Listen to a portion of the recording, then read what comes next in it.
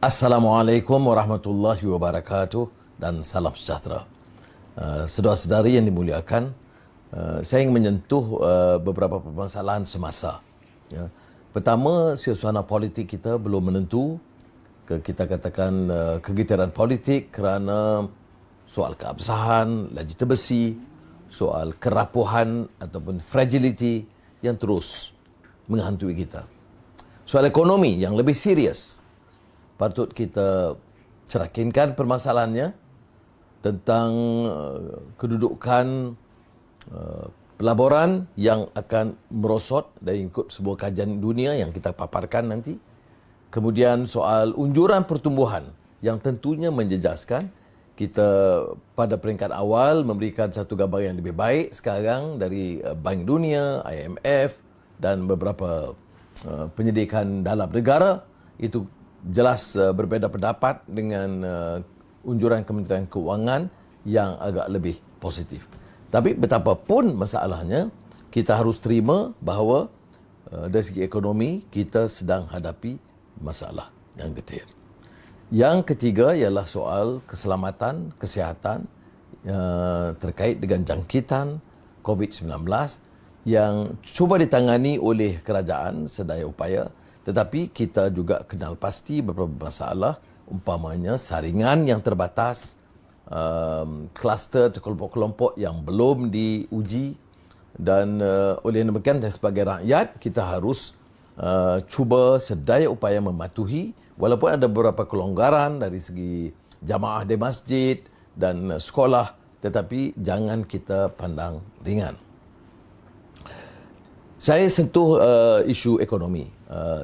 Kita dengar permulaan anak-anak muda dalam parlimen digital yang menarik kerana beberapa hal yang mereka sentuh itu secara lebih serius dan ada yang mengandaikan bahawa peranan, sumbangan, kesungguhan, persiapan anak-anak muda ini jauh lebih mengatasi apa yang telah ditunjukkan oleh abang-abang dan bapa ibu mereka di parlimen.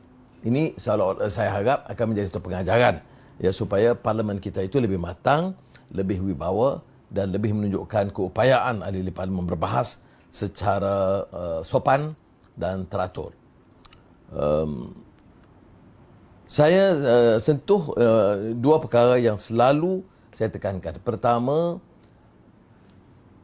kehidupan yang terjejas, kesusahan rakyat terutama dengan jumlah pengangguran yang meningkat besar, 850,000 orang yang mencecah 1 juta sehingga 1,5 juta. Jadi kalau kita ceritakan yang lunak-lunak yang baik, semuanya agak senang, tetapi 1,5 juta rakyat Malaysia akan kehilangan pekerjaan.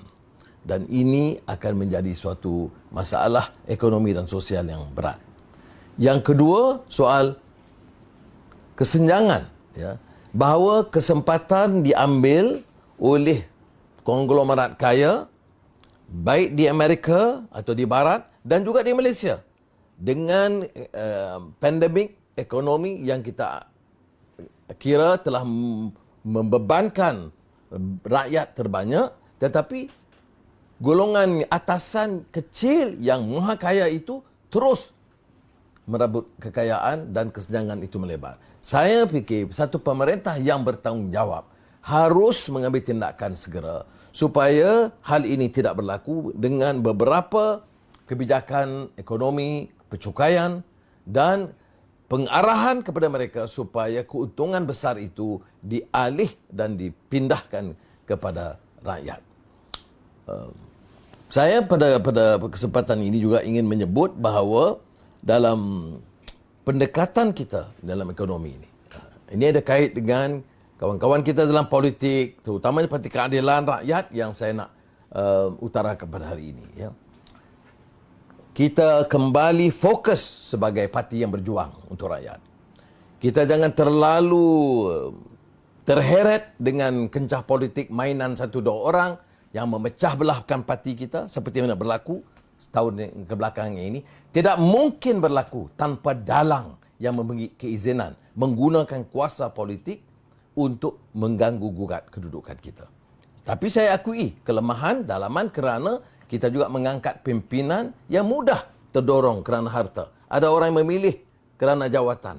Tinggal habis prinsip perjuangan kerana jawatan dijanjikan. Tinggal habis prinsip perjuangan dan kesusahan dan penderitaan rakyat kerana projek atau komisen yang mereka perolehi. Dan ini telah jadi satu pengkhianatan, tetapi dihebahkan seolah-olah orang yang mendapat keuntungan ini besar jumlah. Tidak. Ada di Johor, kalau wanita 3 kali, tiap 2 minggu ulang letak jawatan. Maka media pun riuh. Di Sabah, 1 orang dan kelompok 10 orang atau 11 orang, tiap 3 minggu atau tiap 2 minggu akan umum. Keluar beramai-ramai. Orang yang sama, muka yang sama dan perangai pun agak sama dah lama. Baik, tetapi kita, sebab itu saya kata, kekuatan kita sebagai parti adalah kesediaan berkorban, berjuang untuk rakyat. Untuk memastikan pertama, institusi kerajaan itu kuat. Badan anti rasuah itu bukan pilih. Bila kerajaan A perintah, dia hentam pembagang. Bila kerajaan B ambil alih, dia hentam satu lagi pihak. Jadi tidak ada kesungguhan untuk menunjukkan ada satu cara yang telus untuk mengambil tindakan berdasarkan kecelaruan atau penyalahgunaan kuasa atau keterlanjuran yang berlaku atau pemunggahan kekayaan. Kita tahu beberapa kes besar sebelum ini. Sebab itu satu pengajaran bagi kita.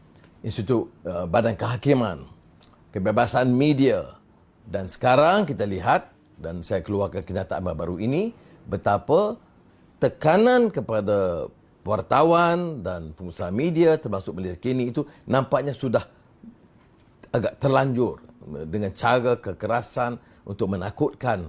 Ini negara setelah 6 dekad lebih merdeka masih terikat dengan cara dan corak yang lama. Sebab itu saya katakan, kalau kita dalam Parti Keadilan dan dalam kerangka Pakatan Harapan, dan saya tegaskan kepada rakan-rakan saya dalam Pakatan Harapan, kalau mau kita bersama, mesti kekal kepada landasan dan kita perjuangan. Kalau mau kita bersama dalam Pakatan, maka semangat yang ada dalam Pakatan Harapan itu jangan dirongkai. Jangan seolah-olah kita ini terdesak, terpaksa bergantung pada dahan yang rapuh yang kemudian akan menikam kita seperti mana telah berlaku sebelum ini. Ya. Letak jawatan ikut sesuka hati tanpa rojokkan kepada sesiapa. Kucak-kacir kita, langgar prinsip dan juga manifesto dan lain-lain. Oleh demikian, kalau kita mau mula, maka kita perkukuhkan Pakatan Harapan. DAP, amanah dan keadilan itu serangkai keluarga yang harus mantap dan kuat. Kita bersama dulu dengan satu agenda yang jelas. Berjuang puluhan tahun untuk pertahankan ini. Dan kalau kita mau umpamanya merebut kekuasaan kerana ini mandat rakyat, maka kita nak faham apa dia mandat rakyat pada tahun 2018. Kekal mandat rakyat pada 2018. Bukan soal calon Perdana Menteri sahaja, walaupun itu telah ditandatangani dan diakui. Tetapi yang lebih penting dari itu adalah mandat rakyat untuk pastikan negara ini kembali sebagai satu yang demokratik, yang adil, yang menjamin keselesaan kepada semua, terutama golongan yang miskin, terpinggir, pedalaman, Semenanjung, Sabah, Sarawak, tanpa mengira kaum. Saya tahu bila saya sebut ini, ramai rakan-rakan Melayu mengatakan mengapa harus ada tekanan tentang tanpa mengira kaum. Saya jelaskan bahawa kaum yang paling ramai miskin dan tersisih adalah Melayu. Ya. Kalau bawah B40, kita tahu 70% Melayu dan Bumi Putera. Ya. Tetapi, apa salahnya kita gunakan pendekatan bahawa yang miskin itu miskin. Yang miskin itu semua manusia. Kalau ada program membasmi kemiskinan, mengurangkan kesenjangan, manfaatnya tentunya kepada golongan majoriti, Melayu dan Bumi Putera. Tetapi tidak sedikit pun menunjuk sikap kita yang diskriminatif, hina kaum dan agama, kerana ini bertentangan dengan hati nurani kita sebagai manusia, dan saya sebagai seorang Islam tidak diizinkan untuk menindas mana-mana kelompok. Jadi kalau ada orang yang fikiran tu lapuk, jumut, fikiran lama, kepopong lama, orang itu tidak boleh sama-sama dalam gerakan kita, dalam Pakatan Harapan. Dan kalau kita terus bersekongkol kerana hanya nak berpaut kepada kuasa, kita nampaknya telah meninggalkan prinsip dan landasan ini semata-mata kerana kita rasa tidak ada pilihan. Kita tidak akan hidup tanpa kuasa. Kita sudah hidup kuat berjuang tanpa kuasa. 2008 kita mulai Pakatan Rakyat kita itu. 2013 kita menang dukungan 52% dukungan rakyat. Dan sebahagian daripada yang PH Plus itu adalah menentang kita pada ketika itu. Tetapi masih kita catat 52% dukungan rakyat. Jadi oleh demikian, kita harus ada keyakinan pada kita. Untuk apa? Untuk memastikan program kita, ini saya nak carakinkan program ekonomi mula. Yang lebih inklusif. Yang menjamin paras gaji minimum. Yang harus kembali kepada janji kita yang tak dapat ditunaikan oleh pentadbiran Pakatan Harapan sepenuhnya, soal PTPTN. Yang pastikan tentang, yang dapat boleh memastikan ganjaran kepada pekerja yang dibuang kerja. Kemudian umpamanya kerana ekonomi kita sekarang ini lebih canggih, memerlukan digitalization, teknologi, memastikan bahawa keupayaan penguasaan penetration internet itu menjalar ke seluruh daerah dan kawasan. Kalau tidak, kita bercakap soal teknologi digital, tetapi penetrasi internet itu sangat terbatas. Kita harus tumpu perhatian mengumpulkan tenaga akademik, tenaga profesional untuk mengkaji, menentukan dasar yang lebih terarah. Import makanan dan kaitan dengan produksi makanan itu mencecah 52 bilion ringgit satu tahun.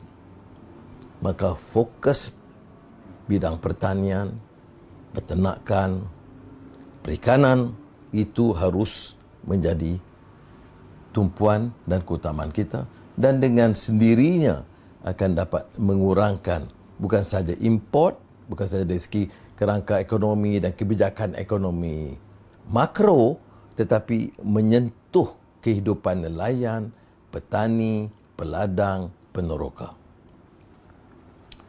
Kesihatan, kita lihat umpamanya kesungguhan staf dalam yang disebut barisan depan, tapi kadang-kadang tertinggal yang sapu sampah, yang bersihkan, itu kadang-kadang tertinggal. Saya fikir ini harus diperingatkan, ya, barisan depan ini termasuk semuanya. Tetapi kita harus teliti semula keupayaan hospital kita, sama ada dapat memenuhi, menjawab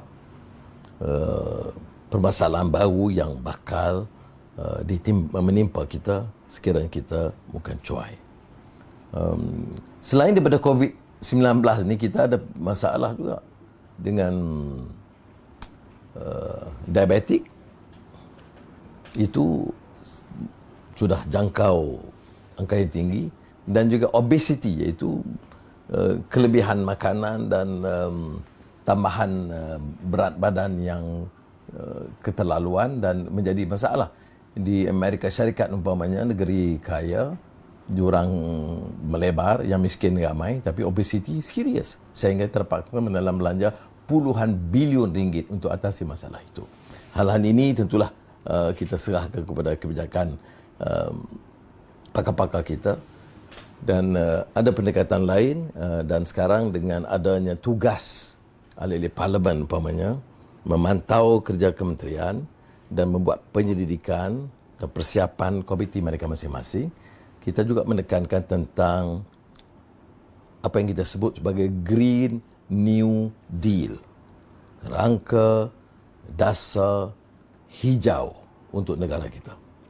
mesti mengangkat ekonomi tetapi menjamin persekitaran yang lebih terkawal. Menghentikan perombakan cara rakus dan fasad sehinggakan bumi tidak dapat dikawal, dan bila berlaku hakisan dan banjir yang tanggung itu si miskin. Kita tahu program pembalakan ini banyak berlaku dari pengalaman di Pahang, di Perak, Sarawak dan Sabah, ya, yang menerima debu itu yang miskin, yang menerima kemudian banjir yang miskin, kerana yang kaya hanya mengaut keuntungan. Sebab itu soal ini ada kaitan dengan soal dasar perhutanan dan dasar yang disebut hijau, Green New Deal untuk negara kita. Ini saya rumuskan ini kerana saya mahu rakan-rakan, terutamanya aktivis parti, pimpinan parti, sementara kita juga gerakkan dalam politik dan jabatan pilihan raya, tetapi jangan lupa bahawa landasan kita adalah untuk mengemukakan satu pentadbiran yang lebih bersih. Ya. Saya tidak hirau sangat, ini saya nak simpulkan tentang apa yang disebut tentang kononnya PH ini mulai rapuh. Ya. Kerana nampak ada sedikit perbezaan pendapat tentang calon Perdana Menteri. Saya ingin jelaskan, bukan saya nak pertahankan ya, dalam mesyuarat PH, dari awal, wakil bukan jaka keadilan, tapi Amanah dan DAP tidak pernah mempertikai mandat rakyat 2018, janji tentang peralihan kuasa. Tidak pernah pertikai. Hanya setelah berlakunya perbezaan pendapat dan keengganan setengah pihak untuk menerima, maka ditanya apakah mungkin ruang sementara sebelum diganti. Ini yang jadi pertikaian. Tapi saya ingin jelaskan bahawa ini tidak harus jejaskan hubungan. Walaupun di peringkat bawah ada kadang-kadang sedikit-sedikit tegur-menegur dan serang-menyerang, saya harap dapat dihentikan kerana hal ini tidak sebenarnya mengganggu dari sudut pendirian kita sebagai PH. Keadilan telah sampai ke pandangan kita. Ya. Kita mesti pegang kepada mandat rakyat pilihan raya 2018. Tapi lebih penting dari itu, kembali kepada khitah atau landasan perjuangan. Dan tak boleh lagi biarkan seolah-olah kita ini terdedah, masih lagi menyerah tengkok kita dan diheret ke sana ke sini, pecah belah, gaduh, kemudian ikut suka nak calon siapa, bagi pandangan begitu, lemparkan begitu, dan ini bukan cara dan kaedah kita dalam Pakatan Harapan. Saya yakin selagi Pakatan Harapan itu, seperti mana yang saya dapat kesan dari pertemuan saya dengan pimpinan Pakatan Harapan, DAP, Keadilan dan Amanah dalam minggu ini, terutama dalam beberapa hari yang lalu, saya fikir kita akan kembali untuk fokus dalam soal perjuangan rakyat, soal kemiskinan, ya, soal kesenjangan. Kalau tidak, Perdana Menteri dan Menteri-Menteri sekarang ikut saja. Ya. Ya. Kita tengah sibuk soal calon, dia sibuk soal agih kekayaan. Yang menganggur nak cecah 1,5 juta, tetapi nak ambil hati pemimpin-pemimpin dan ahli-ahli parlimen ini diberi habuan satu persatu. Pejabat lebih baik, mentokar lebih baik, allowance lebih tinggi, jawatan GLC lebih terjamin, dan jawatan menteri sama ada 70, sampai orang tak ada yang kenal pun, tak ada yang dengar pun. Kalau tanya menteri ini nama apa, orang tak tahu lagi pun, sebab tak tahu apa yang dia buat. Timbalan menteri, selain daripada jaga kawasan dan projek-projek dan agihan-agihan kekayaan, kerjanya begitu. Tak tahu benau. Inilah pertama kali dalam sejarah, ya, kita ada barisan menteri yang ramai, 70%, 80% yang menerima jawatan itu tak ada langsung terkesan dalam kenyataan ke, kerja ke, dan dasar ke, selain daripada allow dan pastikan penyokong-penyokong dan kroni mereka mendapat kekayaan. Kita harus kembali kepada landasan perjuangan, dan dalam sidang parlimen kali ini ya, kita harus tegas pertahankan kedudukan speaker dan timbalan speaker yang dipilih secara sah, dan kemudian gunakan masa untuk pertahankan hak rakyat sebagai ahli parlimen ya. Ada yang dulu mereka kata, oh kita ada COVID-19, tak payahlah bincang-bincang, buang masa. Inilah sebab sikap yang jumud beginilah yang menyebabkan kita menyerahkan ya, nasib dan keseluruhannya kepada beberapa kerat penguasa. Semoga Allah SWT memberikan kekuatan. Saya seru kepada rakan-rakan dalam keadilan, kembali kepada landasan perjuangan, ketepikan pengkhianat, perkukuhkan balik parti dan rangkul semua, hentikan pergeseran dan rangkul semua untuk membawa Malaysia ke era baru yang lebih terjamin dan adil. Wassalamualaikum warahmatullahi wabarakatuh.